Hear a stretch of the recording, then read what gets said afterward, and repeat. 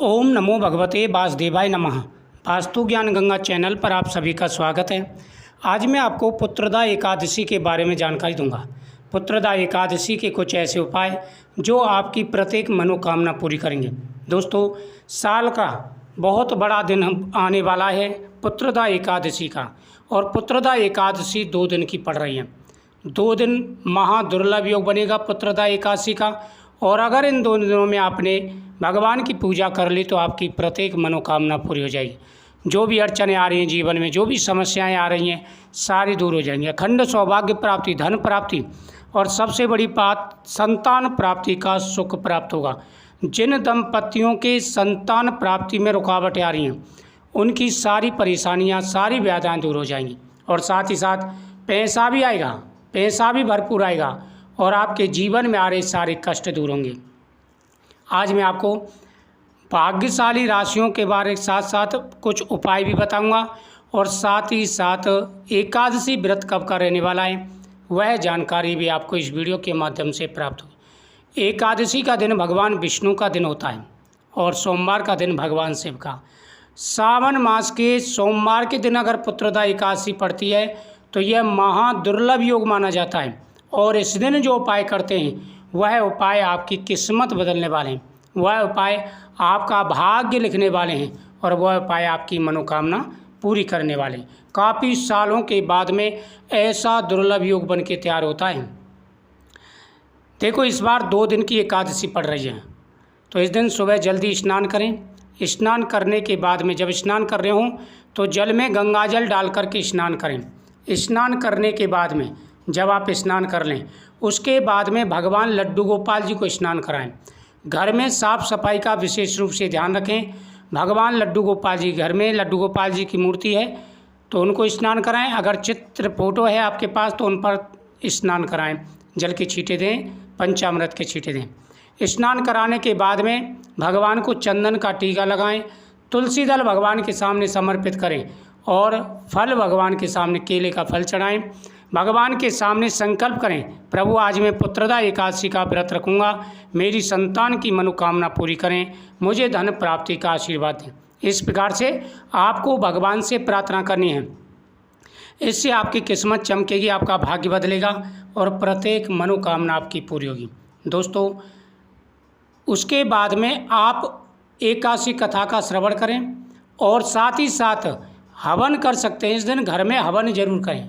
अपने घर के मंदिर के सामने बैठ कर के घर के अंदर हवन करने से सारी व्याधियाँ दूर हो जाती हैं, सारी परेशानियाँ दूर हो जाती हैं, और भगवान का आशीर्वाद प्राप्त होता है। उसके बाद में आप भगवान शिव का अभिषेक करें। इस दिन भगवान शिव की पूजा का बड़ा महत्व है। जो व्यक्ति सोमवार के दिन भगवान शिव की पूजा करते हैं उनकी मन चाहे इच्छा पूरी हो जाती है। महिलाओं को अखंड सौभाग्य प्राप्ति का वरदान प्राप्त होता है। परिवार में, घर में खुशियां आती हैं, तरक्की और कामयाबी मिलती है, और प्रत्येक मनोकामना पूरी हो जाती है।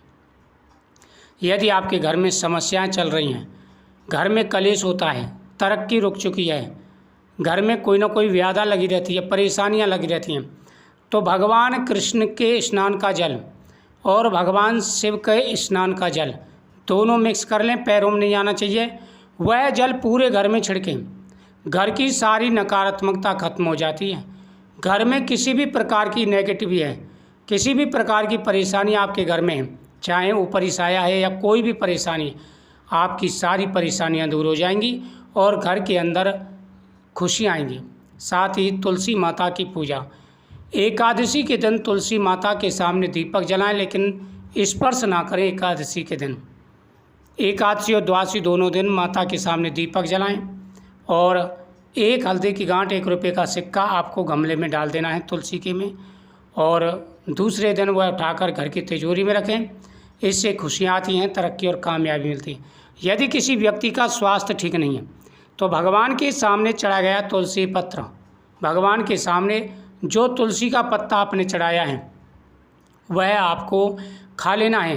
कृष्णाय वासुदेवाय हरि परमात्मे प्रणतः क्लेशनाशाय गोविंदाय नमो नमः। इस मंत्र का जाप करके अगर वह खाते हैं तो आपकी मनोकामना अवश्य पूरी होगी। आपके जीवन में आ रहे सारे कष्ट दूर होंगे, और भगवान प्रसन्न होकर के आशीर्वाद देंगे। सारी व्याधियाँ दूर हो जाएंगी, सारी परेशानियाँ दूर हो जाएंगी। साथ ही साथ आपको बता दूं कि 23 और 23 तारीख को स्मार्त तक वाली और 24 तारीख को वैष्णव संप्रदाय वाले जो द्वादशी व्रत रखते हैं वह व्रत रखेंगे। तो 24 तारीख को सावन मास का आखिरी सोमवार भी है और एकादशी का महायोग भी बढ़ रहा है। तो इस वजह से यह दिन आपके लिए बहुत ज़्यादा शुभ रहने वाला है। इस दिन आपको आशीर्वाद प्राप्त होगा, आपकी मनोकामना पूरी होगी और जो भी अड़चनें आपके जीवन में आ रही थी, जो भी समस्याएं आपके जीवन में आ रही थी, आपकी सारी समस्याएं दूर होंगी। भगवान प्रसन्न होकर के आशीर्वाद देंगे और आपके सभी कार्यों को सिद्ध करेंगे। विशेष सफलता आपको मिलेगी, आशीर्वाद प्राप्त होगा और जीवन में आ रहे सारे कष्ट दूर होंगे। तो महादुर्लभ योग बन चुका है। आने वाला समय आपके लिए बहुत ज़्यादा शुभ रहने वाला है। एकादशी के दिन नियमों का पालन करना बहुत ही जरूरी है। एकादशी का व्रत आप रख रहे हैं तो नियमों का पालन करना बहुत ही जरूरी है। एकादशी के दिन सबसे पहला नियम यह है कि आपको झूठ नहीं बोलना है। घर में तामसिक भोजन नहीं बनना चाहिए। एकादशी के दिन पीपल वृक्ष के नीचे दीपक जला के परिक्रमा करें। साथ ही साथ घर में कलेश नहीं करें। एकादशी का दिन पवित्रता का दिन होता है, तो इस दिन इन बातों का ध्यान रखें। दान पुण्य करें, गौ माता का पूजन करें, इससे आपकी मनोकामना अवश्य पूरी होगी। आ रही सारी व्याधियाँ दूर होंगी और भगवान प्रसन्न होकर के आशीर्वाद देंगे। महादुर्लभ योग आपका बन चुका है। आने वाला समय आपके लिए बहुत ही ज़्यादा शुभ रहने वाला है।